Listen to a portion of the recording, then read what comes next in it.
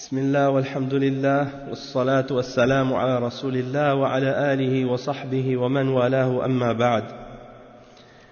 Donc on va commencer aujourd'hui le cours dans Tafsir al-Baqarah de Cheikh Salih al-Fawzan, le cours 150, et on commence avec un nouveau sujet, d'autres sujets dans Surat al-Baqarah, les versets 238 à 242.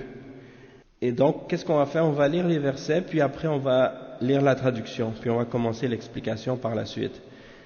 Allah subhanahu wa ta'ala, il dit donc dans ces versets, des fois je fais khutbat al-haja, puis des fois je fais juste une introduction ordinaire. Et même qu'il y a des ulama qui ont dit que c'est bien de varier des fois, pour que les gens ne pensent pas que khutbat al-haja c'est une obligation. Donc des fois ils faisaient khutbat al-haja, et des fois ils font juste une introduction comme ça, ils disent Bismillah, alhamdulillah, wa salatu wa salam ala rasulillah. Naam. Donc le cheikh il commence donc à expliquer les versets suivants. 238. أعوذ بالله من الشيطان الرجيم حافظوا على الصلوات والصلاة الوسطى وقوموا لله قانتين فإن خفتم فرجالا أو ركبانا فإذا أمنتم فاذكروا الله كما علمكم ما لم تكونوا تعلمون والذين يتوفون منكم ويذرون أزواجا وصية لأزواجهم متاعا إلى الحول غير إخراج فإن خرجن فلا جناح عليكم فيما فعلن في أنفسهن من معروف والله عزيز حكيم وللمطلقات متاع بالمعروف حقا على المتقين كذلك يبين الله لكم آياته لعلكم تعقلون ألم تر إلى الذين. Non, c'est ça. Il s'arrête ici, le verset 241.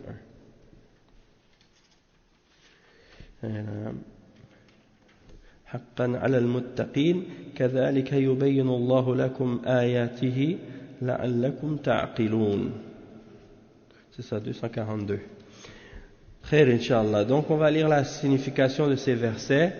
Allah subhanahu wa ta'ala dit dans ces versets ce qui signifie: soyez assidus à la salat, et surtout la salat médiane, et tenez-vous debout devant Allah avec humilité. Mais si vous craignez un grand danger, alors priez en marchant ou sur vos montures. Puis quand vous êtes en sécurité, invoquez Allah comme il vous a enseigné ce que vous ne saviez pas. Ceux d'entre vous que la mort frappe et qui laissent des épouses doivent laisser un testament en faveur de leurs épouses, prévoyant à un an d'entretien sans les expulser de chez elles. Si ce sont elles qui partent, alors on ne vous reprochera pas ce qu'elles font de convenable pour elles-mêmes. Allah est puissant et sage. Les divorcés ont droit à la jouissance d'une allocation convenable constituant un devoir pour les pieux. C'est ainsi qu'Allah vous explique ces versets afin que vous raisonniez. Donc on va expliquer ces versets-là, puis au fur et à mesure on va donner donc l'explication de chacun de ces versets d'après l'explication qu'est-ce que le cheikh a mentionné sur ces versets-là. Donc le cheikh al-Fawzan hafidhahullah, il commence en disant Alhamdulillahi Rabbil Alamin wa sallallahu wa sallam ala abdihi wa rasulihi nabiyyina Muhammad wa ala alihi wa ashabihi wa man ihtada bihudahu wa tamassaka bisunnatihi ila yawmiddin amma ba'd. هذه الآيات وهي قوله تعالى حافظوا على الصلوات إلى قوله تعالى لعلكم تعقلون، هذه الآيات لا تزال في سياق واحد وهي في أحكام المطلقات والعدد، لكن الله سبحانه وتعالى جاء بهذه الآية حافظوا على الصلوات، يعني بين هذه الآيات، والحكمة في ذلك والله أعلم من أجل أن هذه الأحكام الشرعية تحتاج إلى تنفيذ وعمل، والإنسان بضعفه قد لا يستطيع أو لا يكمل هذه الأحكام الشرعية فالصلاة تعينه على القيام بما أوجب الله عليه. الصلاة لها مزية تعين المسلم على مهام حياته العاجلة والآجلة، ولهذا قال تعالى واستعينوا بالصبر والصلاة وإنها لكبيرة إلا على الخاشعين. وقال تعالى يا أيها الذين آمنوا استعينوا بالصبر والصلاة إن الله مع الصابرين. فالقيام بهذه المهام العظيمة والأحكام الشرعية يحتاج إلى صبر وعدم ملل، ويحتاج إلى الصلاة ليعينه الله عليها وعلى القيام بهذه الأمور وغيرها. ولهذا كان صلى الله عليه وسلم إذا حزبه أمر، يعني إذا اشتد به أمر من الأمور، فزع إلى الصلاة. أمر بلالا أن ينادي بالصلاة ليستريح بها من عناء المشاق التي تعترضه صلى الله عليه وسلم.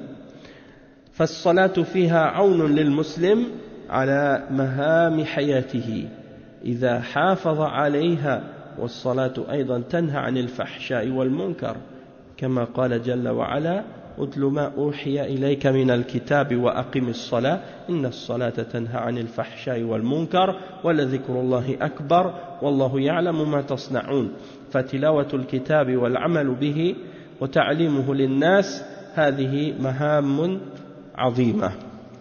Donc le cheikh il commence l'explication de ces versets en disant louange à Allah le Seigneur des mondes et paix et bénédiction sur son serviteur et son messager notre prophète Muhammad sallallahu alayhi wa sallam, et sur sa famille et ses compagnons et tous ceux qui ont suivi sa guidance et qui se sont accrochés à sa sunna jusqu'au jour de la résurrection. Ensuite il dit que ces versets ce sont des versets dans lesquels Allah subhanahu wa ta'ala dit et gardez, préservez vos salawats, les prières que vous faites. Et il dit donc à partir du verset 38 hafizu ala salawat jusqu'au verset 42, la fin du verset 42 qui se termine par la'allakum ta'qilun, pour que vous puissiez faire preuve de raison ou réfléchir, utiliser votre raison, utiliser votre aql pour comprendre les choses et réfléchir sur les signes d'Allah. Donc le cheikh il dit que ces versets-là sont toujours dans le contexte de ce qu'on a parlé dans les versets précédents, c'est-à-dire les questions qui ont rapport avec le divorce, et le nombre de divorces, et également les périodes d'attente pour chaque catégorie. Et Allah subhanahu wa ta'ala, pendant qu'il parle de ce sujet-là, il a mentionné maintenant des versets qui parlent de d'autres sujets, comme par exemple l'importance de la salat. Et donc il dit dans ce verset, dans le verset 238, hafidhu ala salawat, soyez assidus, soyez assidus aux salat que vous faites, et surtout la salat médiane. Le cheikh il dit donc ces versets-là, étant donné qu'on parle du divorce, on parle des périodes d'attente, quelle est la sagesse d'avoir mentionné un verset sur la salat parmi ces versets-là? Et le cheikh il dit, et la sagesse à ce sujet, et Allah sait mieux, c'est dans le but de faire comprendre que les règles de la charia, c'est des versets, c'est des règles qui nécessitent d'être exécuté et d'être appliqué, et l'être humain, avec sa faiblesse, c'est possible qu'il n'ait pas la capacité de les mettre en application, ou qu'il ne soit pas capable de les faire de manière parfaite et complète. Alors la salat vient pour lui donner de l'aide dans l'application de ces règles de la religion, pour être capable de les établir de la manière que Allah subhanahu wa ta'ala lui a ordonné de le faire. Et donc la salat, elle a quelque chose de particulier qui l'aide dans les choses importantes de sa vie d'ici-bas et dans la vie par rapport à l'au-delà aussi. Donc c'est un support pour l'homme, pour le croyant, lorsqu'il fait sa salat. Et il dit dans ce verset, Allah subhanahu wa ta'ala, il mentionne un autre verset qui parle de ça aussi, le verset 45 dans Surat Al-Baqarah qu'on a déjà expliqué, وَاسْتَعِينُوا بِالصَّبْرِ وَالصَّلَاةِ وَإِنَّهَا لَكَبِيرَةٌ إِلَّا عَلَى الْخَاشِعِينَ. C'est-à-dire, et chercher l'aide d'Allah dans la salat, dans la patience, l'endurance et la salat. Et certes, c'est quelque chose de très grand, hein, de très lourd, excepté pour les humbles, excepté pour les hommes humbles. Et il dit, dans le verset 153 dans Surat Al-Baqarah, ô vous qui avez cru, il dit ce qui signifie, ô vous qui avez cru, cherchez l'aide par la patience et la salat.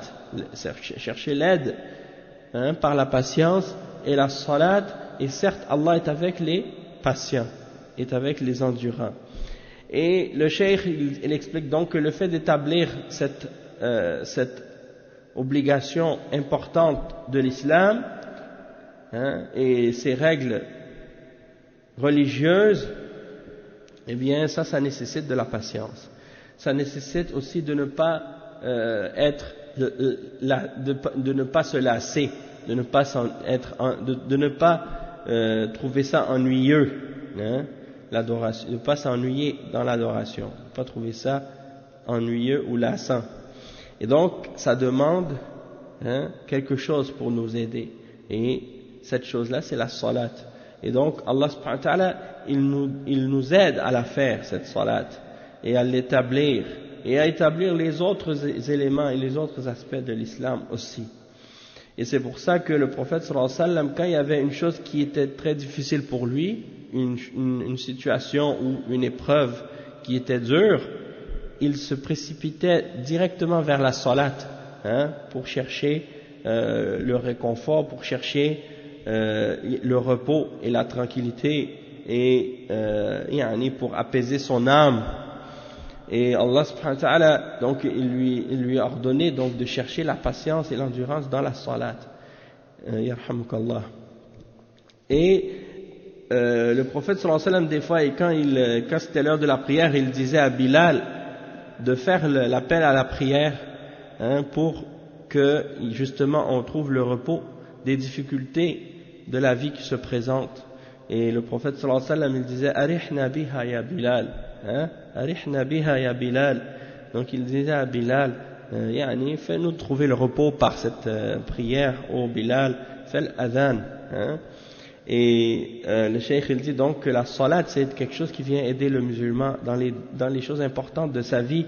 Et donc lorsqu'il préserve et qu'il est assidu dans ses prières, dans ses salawats, eh bien une autre des choses qui découle de ça, c'est que ça l'aide à se protéger et à s'abstenir des turpitudes et des péchés, des choses qui sont interdites et qui sont mauvaises.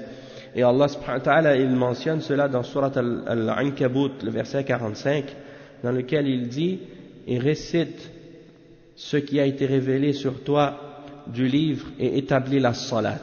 Certes, la salat, elle interdit la turpitude et le mal, les péchés. Et le rappel d'Allah est plus grand. Et Allah sait ce que vous faites. Donc, la récitation du Coran et l'application du Coran et l'enseignement du Coran aux gens, tout ça sont des choses importantes.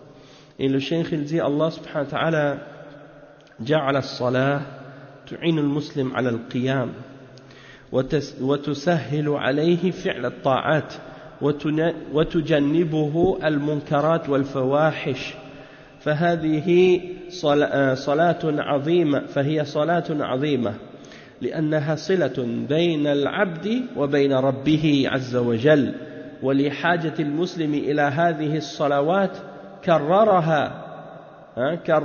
كررها الله في اليوم والليلة 5 مرات لأن المسلم بحاجة إليها. وأيضا هذه الصلوات يكفر الله بها السيئات، والإنسان عرضة للذنوب والآثام والسيئات، فيتطهر بهذه الصلوات يوميا 5 مرات. ولهذا قال جل وعلا: وأقم الصلاة طرفي النهار وزلفا من الليل إن الحسنات يذهبن السيئات وذلك ذكرى للذاكرين واصبر فإن الله لا يضيع أجر المحسنين.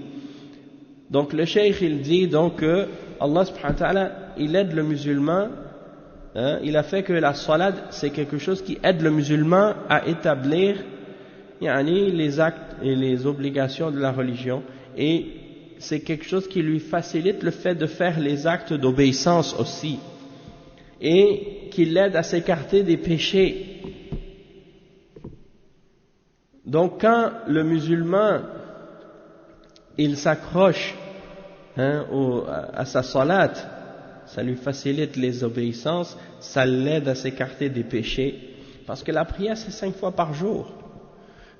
Lorsque quelqu'un il est fixé dans sa vie, il organise sa vie en fonction de ses prières, il organise sa journée en fonction de ses prières. Donc quand il fait ses occupations de sa vie de tous les jours, son travail ou ses études ou sa vie ordinaire de tous les jours, que ce soit aller faire les courses, aller au magasin, aller visiter quelqu'un, aller visiter un malade, aller faire telle chose ou telle chose, il calcule, bon, je vais faire ma salat, après je vais faire ça, après je vais faire ma salat à telle heure, après je vais faire ça. Donc il prend en considération ses prières.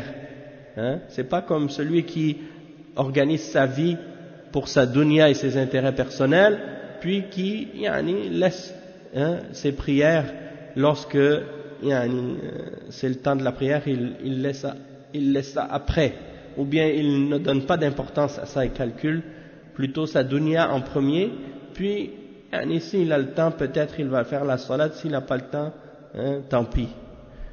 Donc non, le croyant il établit sa journée autour de ses prières, et la raison de ça c'est parce que c'est la relation entre le serviteur et son Seigneur, et c'est à cause du besoin du musulman pour ces prières-là que Allah a fait en sorte qu'elles se répètent 5 fois durant la journée et la nuit, à cause du besoin que le musulman a de cette relation avec Allah subhanahu wa ta'ala. Et donc le musulman il a besoin de la salat pour rester toujours dans son équilibre par rapport à sa foi, par rapport à sa religion. C'est comme si par exemple le corps humain il a besoin de nourriture pour rester en vie, pour avoir de l'énergie et la force. Eh bien l'âme aussi elle a besoin de sa nourriture, elle a besoin de son énergie, et c'est comme si la salat c'est un peu comme une sorte de nourriture pour son âme. À chaque fois qu'il rencontre Allah subhanahu wa ta'ala, il remplit sa foi, il raffermit sa foi, il augmente son iman. Donc c'est quelque chose qui est très important, fondamental. Tu vas pas dire non, je vais pas prier pendant la journée parce que je travaille, j'ai pas le temps à l'école, je suis à tel endroit ou je suis à tel endroit, je peux pas prier. Donc je vais faire toutes mes prières le soir. C'est comme si quelqu'un il dit bon, je vais pas manger toute la journée, je vais manger tous mes 3 repas à la fin de la journée d'un seul coup. Le déjeuner, le dîner, le souper, ils veulent tous les mettre en même temps, ils veulent les manger. C'est pas possible, Et il faut manger à chaque temps, tu manges, puis comme ça c'est équilibré. Donc tu fais tes prières à chaque temps. Et c'est pas pour rien que Allah subhanahu wa ta'ala il dit dans le Coran que Allah subhanahu wa ta'ala dit que inna as-salata kanat 'ala al-mu'minina kitaban mawquta. Les prières sont établies pour les croyants dans des temps bien spécifiques. C'est pas pour rien. C'est pour que ce soit une éducation pour le mu'min, une éducation pour le croyant. Il éduque son âme de cette façon-là, et il se nourrit à chaque fois dans les moments de la journée quand il a besoin justement de cette prière. Et le cheikh il dit en même temps, qu'est-ce qui est bien avec la salat quand tu les fais chaque moment de la journée de cette façon, c'est que c'est une expiation pour tous les péchés que tu as fait entre ces deux prières-là. Donc quelqu'un par exemple le matin il prie, après il y a l'autre prière qui arrive, il fait l'autre prière aussi, et par la suite il y a une autre prière, il fait la prière aussi. Donc tous les péchés qu'il a pu faire entre chaque deux prières, eh bien, le fait de faire son wudu, ça enlève de ses péchés, ça le purifie. Après, il fait sa prière, ça le purifie et ça efface de ses péchés. Donc, à la fin de la journée, il n'a plus de péchés. Il n'a plus de péchés parce que chaque fois qu'il fait des péchés, ces péchés-là sont effacés, ils sont nettoyés, ils sont purifiés. Et le cheikh, il dit, l'être humain, il est susceptible de faire des péchés, de tomber dans des sayyi'at, des désobéissances et des fautes. Et les prières qu'il fait chaque jour, 5 fois par jour, eh bien ça le nettoie, ça le purifie. Et c'est pour ça que Allah subhanahu wa ta'ala il dit dans surat Hud, le verset 114 et 115, établit la salat aux deux extrémités de la journée et une partie de la nuit. Sache que certes les bonnes actions effacent les mauvaises. Et ça c'est un rappel pour ceux qui se rappellent, et fait preuve d'endurance, car Allah ne va pas faire perdre les bonnes œuvres que font, ou la récompense des bienfaisants, donc tu vas pas la perdre ta récompense. Et le cheikh il dit wa da'iman as-sabr was-salah, da'iman as-sabr was-salah. قال النبي صلى الله عليه وسلم مثل الصلوات الخمس كنهر جار على باب أحدكم يغتسل منه في اليوم والليلة 5 مرات فلا يبقى من درنه شيء، لا يبقى على جسمه شيء، لأن الذي يغتسل في اليوم والليلة 5 مرات لا يبقى على جسمه وسخ. كذلك الصلوات الذي يحافظ عليها لا يبقى عنده سيئات يكفر الله بها سيئاته.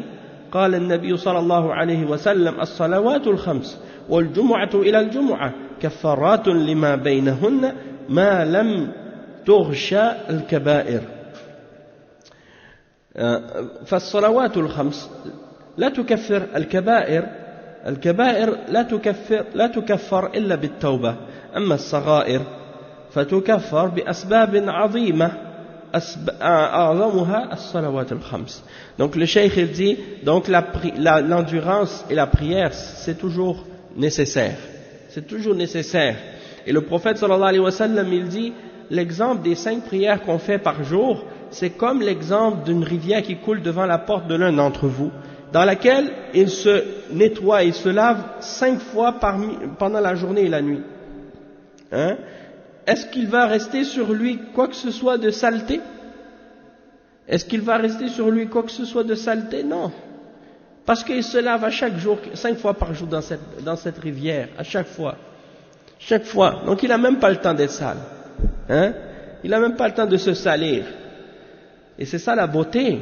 Et c'est en même temps, c'est ça qui fait comprendre au mu'min que sa vie entière est une adoration. Sa vie entière est une ibada. Il vit dans la journée, à chaque fois qu'il a des occupations ou des choses, il s'arrête pour adorer Allah subhanahu wa ta'ala. Puis quand il va se coucher la nuit, il va se coucher pour se reposer son corps, pour prendre des forces et pour se réveiller. Et quand il se réveille, c'est pas pour la dunya seulement. Il se lève en premier pour adorer Allah.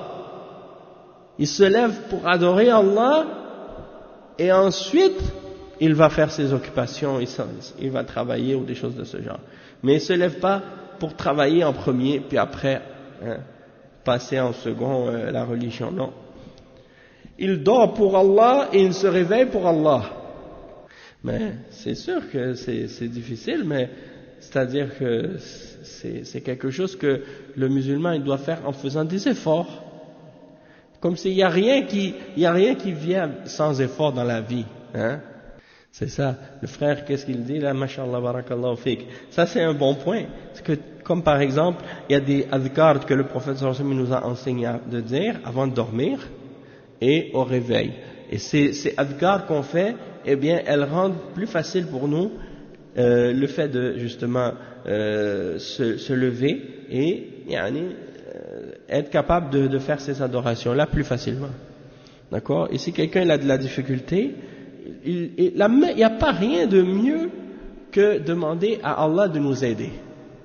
Parce que Allah subhanahu wa ta'ala, il veut le bien pour nous, il ne veut pas la difficulté pour nous. يريد الله بكم اليسر ولا يريد بكم العسر. Donc il ne veut pas la difficulté. Et si toi tu as de la difficulté dans ta religion, dans des choses obligatoires, et que tu lui demandes de t'aider, c'est sûr qu'il va t'aider. C'est sûr qu'il va t'aider. Le sahabi, je pense que c'était Mu'adh ibn Jabal, radiyallahu anhu, quand après chaque prière, le prophète sallallahu alayhi wa sallam lui a appris de dire Allahumma a'inni ala dhikrika wa shukrika wa husni ibadatik. C'est-à-dire qu'il dit, le prophète sallallahu alayhi wa sallam lui a dit, oh Mu'adh, n'oublie jamais de dire après chaque prière, oh Allah, aide-moi à faire ton rappel, à être reconnaissant envers toi et à t'adorer de la bonne façon, à bien t'adorer. Donc, tu demandes à Allah de t'aider. Et quand tu fais, tu récites Al-Fatiha, chaque fois que tu récites Al-Fatiha, tu dis Iyyaka na'budu wa iyyaka nasta'in. Tu demandes à Allah seul pour qu'il t'aide, parce que tu ne peux pas l'adorer sans son aide. Hein? Donc c'est impossible que tu demandes à Allah de t'aider puis qu'il ne t'aide pas. C'est pas possible. Mais bien entendu, il faut faire les causes. Il faut faire les causes nécessaires. Il faut prendre les moyens nécessaires. Hein? Et donc, il y a beaucoup de choses à faire comme ça. Et puis quand tu mets les causes nécessaires en place, eh bien, tu vois que ça devient facile par la suite, par la permission d'Allah. Le cheikh il dit فَلَا يَبْقَ عَلَى جِسْمِهِ. Donc quand il se lave 5 fois par jour dans cette rivière, il ne reste aucune saleté sur son corps parce qu'il se lave 5 fois par jour. Donc c'est la même chose pour celui qui prie 5 fois par jour. Il ne reste plus aucun péché sur lui parce qu'il est assidu dans ses prières 5 fois par jour. À chaque fois qu'il prie, ses péchés sont effacés. Et subhanallah, il y a un hadith qui m'affecte beaucoup par rapport à ça. C'est un hadith que il y a un sahabi qui était venu voir le prophète sallallahu alayhi wa sallam. Puis il a dit ô messager d'Allah, j'étais avec une femme. Et il dit, j'ai fait avec cette femme tout ce qu'un homme peut faire avec une femme, excepté le zina, excepté que j'ai pas eu d'acte sexuel avec elle. Mais j'ai fait plein de choses avec elle qu'un homme fait, un homme fait avec une femme. Sauf que j'ai pas fait le péché avec elle, le grand péché. Donc il dit, qu'est-ce que je dois faire pour me faire pardonner? Qu'est-ce que je peux faire pour expier ça? Et là, le professeur Sam, qu'est-ce qu'il lui a dit? Il lui a dit, est-ce que tu as prié la prière obligatoire avec nous? Il a dit oui. Il a dit donc, dans ce cas-là, tes péchés sont effacés. Il a dit donc, dans ce cas-là, tes péchés sont effacés. Donc c'est pour dire, c'est des choses que la salat, ça te purifie, ça te nettoie de ce genre de choses-là.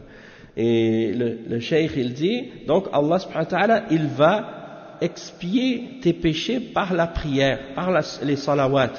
Et le prophète sallallahu alayhi wa sallam, il dit dans le hadith, et ce hadith il est rapporté selon Abu Huraira par l'imam Muslim, il dit les 5 prières, une prière après l'autre, les 5 prières que tu fais pendant la journée, et le Jumu'ah jusqu'au Jumu'ah pendant la semaine, c'est une expiation pour les péchés faits entre les deux. Tant que tu n'as pas fait des grands péchés, des kaba'ir, des péchés capitaux.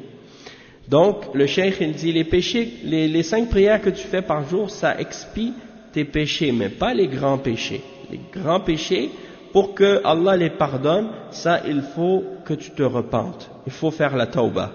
Mais les petits péchés, eh bien ça, c'est parmi les plus grandes causes pour que ces péchés-là soient expiés.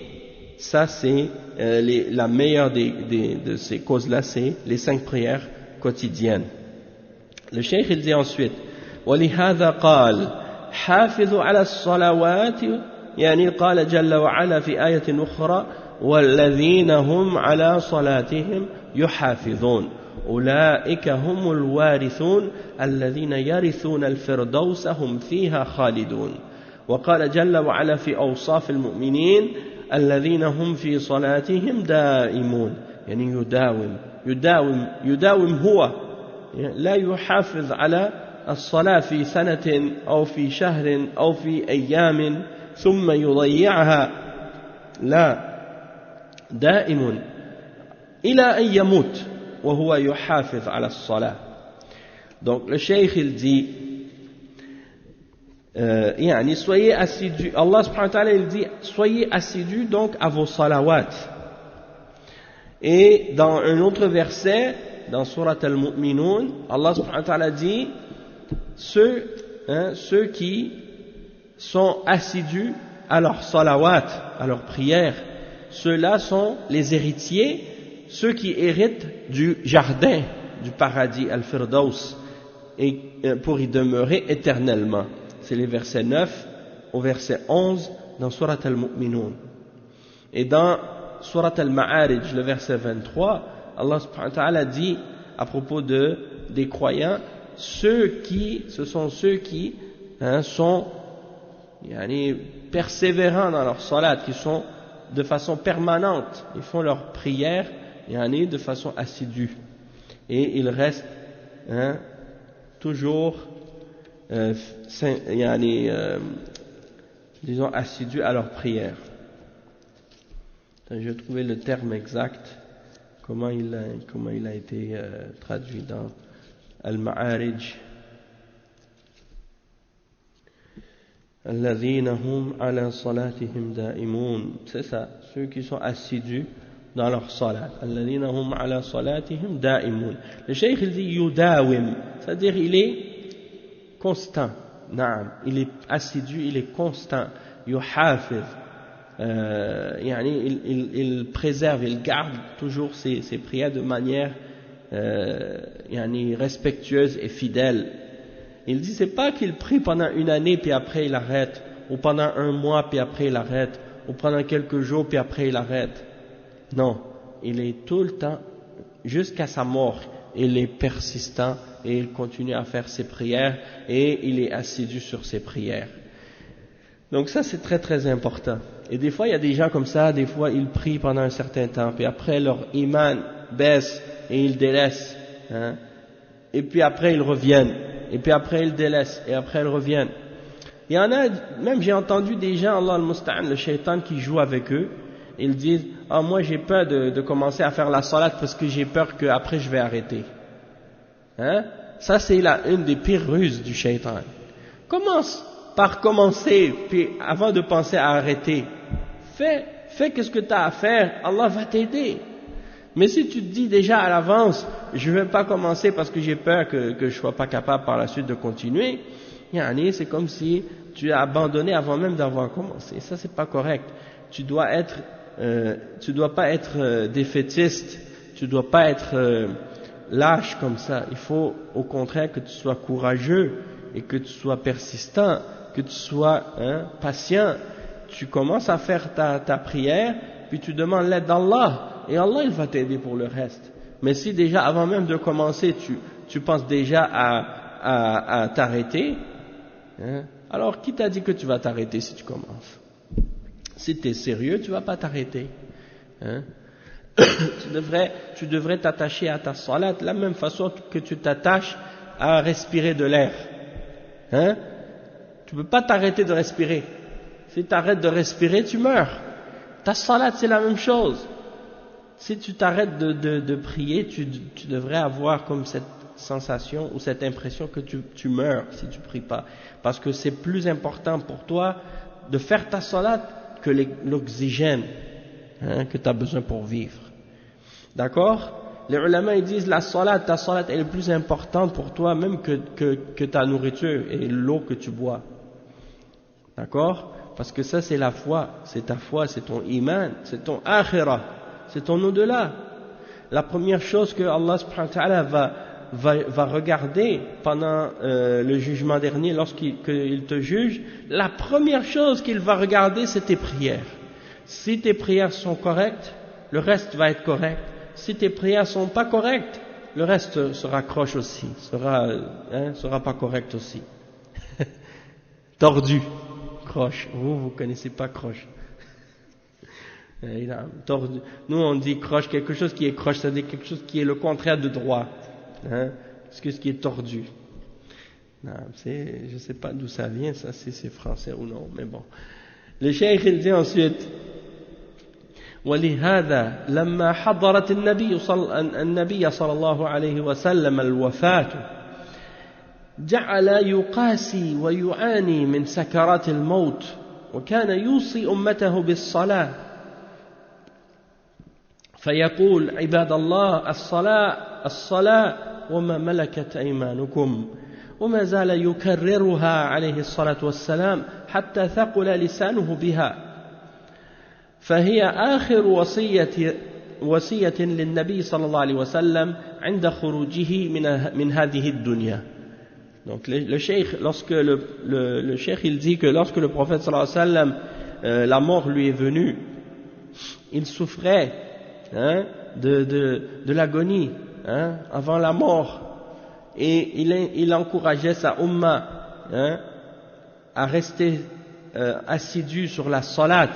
Et il a dit, parmi les dernières paroles qu'il a mentionnées avant de mourir, il a dit, serviteur d'Allah, la salat, c'est-à-dire soyez assidus à votre salat, faites attention à la salat. Donc il a répété, as-salat, wa ma malakat aymanukum, c'est-à-dire vos servants et vos esclaves, faites attention à ça, craignez Allah dans ces choses-là. Et donc, il continuait à répéter ça jusqu'à ce que ça devienne lourd sur sa langue. Et ça, c'est les derniers conseils que le prophète sallallahu alayhi wa sallam a donnés à la umma avant de quitter cette vie d'ici-bas. Alayhi salatu wassalam. Le cheikh il dit, فَإِذَا أَرَدْتَ أَن تَعْرِفَ قَدْرَ الإسلام عندك فانظر إلى قدر الصلاة عندك فإن كان للصلاة عندك مقدار ومنزلة فللإسلام أيضا عندك ميزان ومقدار أما إذا تهاونت بالصلاة وتساهلت بها فتساهلك بالإسلام من باب أولى. Cette parole de Cheikh Al-Fawzan, ça c'est une parole très très forte, très lourde quand on y pense. En fait, c'est comme si pour dire que ta salat, c'est ta balance, ta balance par rapport à ta religion. Si tu veux savoir, le cheikh dit, si tu veux savoir la valeur que l'islam a pour toi, dans ta vie, dans ta foi, regarde la valeur de ta salat pour toi. Si ta salat, elle a un degré important, un niveau important, et que tu lui donnes de l'importance, ça veut dire que pour toi, la salat, l'islam a de l'importance et il pèse lourd pour toi, c'est important pour toi. Mais si tu vois que dans ta salat, tu es négligent et que tu prends ça à la légère et que tu te laisses aller, alors sache que dans ce cas-là, ton islam, c'est encore plus. C'est-à-dire, dans ce cas-là, c'est encore plus insignifiant. C'est-à-dire, tu négliges encore plus l'islam dans ce cas-là. Donc si tu veux savoir où tu en es par rapport à ta foi, où tu en es par rapport à ton islam, regarde ton assiduité à ta salat. Est-ce que tu es assidu à ta salat? Si tu es assidu à ta salat, ça veut dire que tu es accroché à ton islam solidement. Si tu n'es pas assidu à ta salat, il y a un problème dans ton islam. Ton islam, il est faible, il n'est pas sérieux. Et donc c'est pour ça que tu vois des musulmans quand ils disent oh, moi je suis un très bon musulman, je viens d'une famille très religieuse, on est très conservateur. Yani subhanallah, puis ils font même pas la salat. Déjà même de dire ça, c'est déjà un signe que la personne n'est pas correcte. Parce que celui qui est capable de dire « je suis un bon musulman », ça veut dire déjà qu'il n'est pas un bon musulman. Parce que le bon musulman, il ne dit pas qu'il est un bon musulman. Le bon musulman, il dit « moi je suis un pécheur, je fais des fautes. Mon islam, j'ai des manquements. Je devrais faire plus, je devrais m'améliorer dans ma religion. » Le bon musulman, il n'est jamais satisfait de son degré ou de son niveau dans la religion ou dans la foi. Il cherche toujours à s'améliorer, à faire plus. Et il sait toujours que lui, par rapport aux messagers, par rapport aux sahaba, par rapport aux ulama, par rapport aux salaf, il n'a rien fait pour cette religion. Donc il se voit toujours en manque vis-à-vis d'Allah. Mais celui qui se pense déjà accompli dans sa foi, qu'il est déjà correct, comme s'il pense que pour lui le paradis c'est déjà garanti, il n'a pas besoin de faire plus, il est un bon musulman et il vient d'une grande famille de soi-disant de gens pieux, donc ça y est, c'est comme si il a un contrat avec Allah pour aller au paradis direct, il n'a pas besoin de s'inquiéter, et ça c'est ghurur, ça c'est une tromperie du diable. Le musulman ne doit jamais être en sécurité ou se sentir en paix par rapport à sa foi ou penser qu'il a accompli qu'est-ce qui est nécessaire pour lui. Il devrait toujours se remettre en question, se faire des comptes à lui-même, essayer de s'améliorer et voir qu'il n'a pas encore fait les choses telles qu'il devait le faire, qu'il devrait toujours s'améliorer encore. Parce que la perfection, tu ne peux jamais l'atteindre et tu ne vas jamais l'atteindre. C'est pour ça que Allah subhanahu wa ta'ala il dit dans le Coran, فَلَا تُزَكُّوا أَنفُسَكُمْ, ne vous purifiez pas vous-même, ne vous faites pas des éloges à vous-même, ne vous considérez pas vous-même comme étant pieux et comme étant bon. Allahul Musta'an. Donc le cheikh il dit ensuite, وَهَذِهِ الصَّلَوَاتُ هِيَ الْفَارِقَةُ بَيْنَ الْمُسْلِمِ وَالْكَافِرِ قال صلى الله عليه وسلم بين العبد وبين الكفر ترك الصلاة رواه مسلم في صحيحه وروى أهل السنن والإمام أحمد أن النبي صلى الله عليه وسلم قال إن العهد الذي بيننا وبينهم الصلاة فمن تركها فقد كفر. العهد الذي بين المسلمين وبين الكفار الصلاة هي الفارقة بين المسلم والكافر. فالذي يدعي الإسلام ولا يصلي فهذا ليس بمسلم، لأن الصلاة عمود الإسلام كما قال صلى الله عليه وسلم رأس الأمر الإسلام وعموده الصلاة وذروة سنامه الجهاد.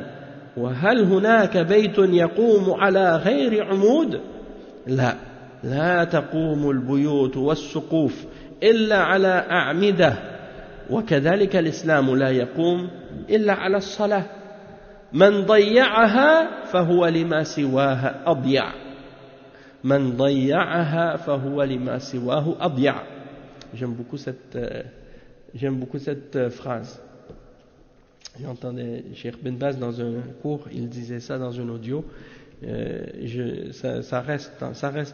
Ça résonne dans l'écho dans mon esprit quand à chaque fois je l'entends. لا يقوم إلا على يعني من ضيعها فهو لما سواها أضيع. Donc le cheikh il explique, il dit que les prières, c'est qu'est-ce qui distingue le musulman du non-musulman. Les 5 prières par jour, c'est qu'est-ce qui distingue le musulman du non-musulman. Et regarde, ça c'est déjà, yani, même si tu connais pas les adil, les preuves ou les hadiths là-dessus, regarde le musulman, regarde le non-musulman. Comment tu les distingues? Si un musulman il est habillé comme un non-musulman, et les deux ils sont habillés pareil, tu peux pas les distinguer. Et quand tu regardes la journée de l'un et la journée de l'autre, qu'est-ce qui les sépare? C'est la salat. Le musulman 5 fois par jour il va s'arrêter pour prier, il organise sa journée autour de la salat. Le kafir, comment il organise sa journée? Observez la journée du kafir, du réveil jusqu'au coucher. Observez sa journée, comment il vit et sur quoi sa vie est basée. C'est quoi le pilier de sa journée? C'est quoi le centre de sa journée? C'est ça, c'est autour de la nourriture, autour du travail, et quand il travaille, il pense juste à aller se reposer après. Et quand il rentre à la maison, il mange, après qu'est-ce qu'il fait? Il se distrait. Mais l'adoration d'Allah n'a pas de place pour lui dans sa vie. Ça, c'est la dernière de ses préoccupations, la dernière de ses intérêts, le dernier de ses intérêts. Hein? Mais non, le mu'min 5 fois par jour, il s'arrête, et c'est pas comme s'il va prier pendant 1 heure, 5 fois par jour. C'est pas 5 heures par jour de prière, non. C'est 5 minutes, 5 fois par jour, ou 10 minutes 5 fois par jour, ça fait pas beaucoup dans une journée de 24 heures. Les gens ils disent, 5 fois, c'est beaucoup, c'est lourd, c'est pas lourd, 10 minutes, 10 minutes, 10 minutes, 10 minutes, 10 minutes, khalas, c'est fini. Ça fait quoi? Ça fait même pas 1 heure dans 24 heures.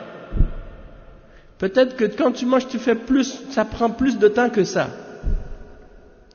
Oui, le temps de préparer la nourriture, le temps de s'asseoir, de le manger, puis tu discutes, tu parles, et le petit café après le thé, et les gâteaux, Déjà là, tu calcules ça, ça fait combien d'heures par jour? Peut-être 3 heures par jour juste pour manger, sans compter les heures de sommeil que tu dors, les heures de divertissement, ça, même pas besoin de calculer. Le divertissement, tu pourrais le faire pendant des heures. Les gens, ils vont s'asseoir devant les films, devant l'internet. Il va passer 3 heures devant l'écran comme ça, fixé, les yeux grands ouverts devant son ordi. Et il ressent même pas la fatigue peut-être. Mais il va rester 10 minutes dans la salade. Et puis peut-être que là, il regarde l'heure pendant qu'il prie, il regarde sa montre. Ah, c'est long. L'imam, il récite une trop longue sourate maintenant. Il récite une sourate là, c'est pas Qul huwallahu ahad. C'est trop long. Il faut qu'il réduise ça parce que on est occupé, nous, on a des choses. Des fois, les gens même, ils viennent à la mosquée des fois. Et il y a un frère qui me faisait remarquer ça l'autre jour. Il me dit, les gens, ils viennent à la mosquée, c'est l'heure de la salate. Alors là, ils voient que si la prière, par exemple, elle est à 10 heures, là, ils vont arriver, ils voient 9h59, là, ils se lèvent, là, ils regardent l'imam. Là, ils disent, c'est l'heure, comme s'ils sont pressés. Et puis, quand on a fini la prière, il s'assoit avec son copain, commence à discuter, commence à parler, il reste assis. Tu le vois en train de parler pendant 20 minutes comme ça, assis dans la mosquée. Je dis, mais pourquoi il était pressé? Pourquoi il était pressé avant la salade? Puis là, la salade est finie, il reste encore discuter comme ça, il a même pas rien à faire. Mais c'est psychologique. Subhanallah. Mais parce que nous, à notre époque, on est accroché avec les horloges. À l'époque du prophète, à l'époque du prophète sallallahu alayhi wa sallam, il n'y avait pas d'horloge. Il n'y avait pas des feuilles comme ça avec les heures de prière pour savoir quand est-ce que c'est la salat. Les gens, ils entendaient l'adhan, ils allaient à la mosquée, ils faisaient la prière quand l'imam arrivait. Le temps de l'iqama, c'est quand l'imam arrive. Si l'imam retarde un petit peu, ils l'attendent. Des fois, même des fois, le prophète sallallahu alayhi wa sallam, il retardait un peu. Les sahaba, ils attendaient. Ils attendaient. Même des fois, j'ai lu dans un hadith, ils attendaient jusqu'à ce qu'ils commencent même à ronfler. Certains d'entre eux, ils ont attendu la prière, ils ont entendu la prière de Isha, ils étaient assis dans la mosquée, certains d'entre eux commencent à ronfler un peu. Et le prophète sallallahu alayhi wa sallam, il sortait pas. Puis finalement, il est sorti, ils ont prié. Une fois, il est sorti, et juste quand il allait pour faire la prière, il s'est rappelé, il dit, j'avais pas fait mon ghusl. Il est retourné chez lui, il s'est lavé, il a pris le grand bain, la grande ablution, le ghusl. Et il est revenu, l'eau coulait de sa barbe, l'eau coulait de lui. Et il est venu, là, les sahaba, ils ont attendu. Ils sont restés comme ça, ils ont attendu jusqu'à ce qu'il revienne. Ils n'ont pas dit, non, c'est long là, tu vas pas aller faire ton ghusl puis tu reviens. Aujourd'hui, si tu fais ça, non, aujourd'hui, si tu fais ça, les gens, ils vont dire, nous, on va prier tout seul, on va prier sans toi, t'as pas le temps. Mais bon, chaque époque est différente. C'est sûr qu'à notre époque, aujourd'hui, malheureusement, les contraintes des gens, leur vie est devenue tellement Hein? Non, je comprends, si quelqu'un il est pressé, il n'y a pas de problème. Même le prophète sallallahu alayhi wa sallam, il nous a enseigné, il a dit, si vous faites la prière pour des gens, vous êtes imam pour des gens, eh bien, prenez en considération que derrière vous, il y a ceux qui sont malades, ceux qui sont âgés, ceux qui ont des occupations. Donc, faites pas trop long. Hein? Tenez compte de la situation.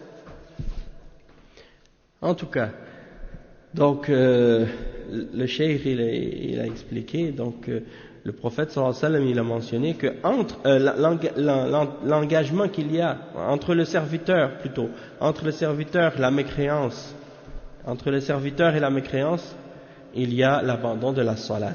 Ça c'est rapporté par Muslim selon Jabir.